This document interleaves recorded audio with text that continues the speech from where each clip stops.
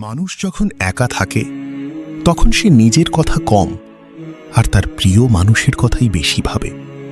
কেন জানো? কারণ একাকিত্ব কখনো শূন্যতা না, এটা আসলে স্মৃতিতে ভরা একটা নীরব ঘর। যখন চারপাশে কেউ থাকে না তখন মনের ভেতর লুকিয়ে থাকা মানুষগুলো বের হয়ে আসে।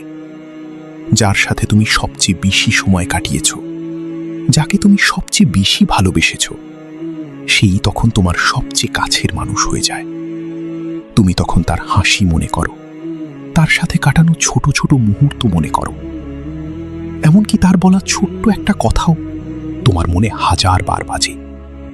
কিন্তু বাস্তবতা হলো সেই মানুষটা হয়তো এখন তোমার সাথে নেই, হয়তো সে অন্য কারো সাথে ব্যস্ত, অথবা তোমাকে ভুলেই গেছে।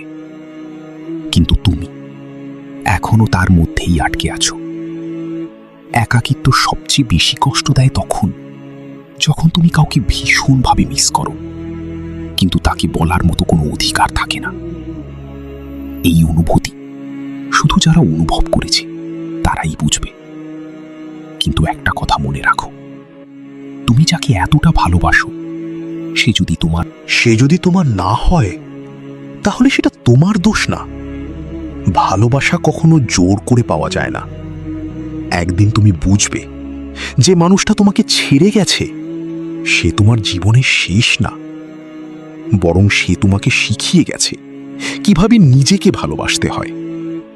তাই একা থাকলে ভয় পেও না, কারণ একাকিত্ব তোমাকে ভাঙতে আসে না, তোমাকে শক্ত করতে আসে।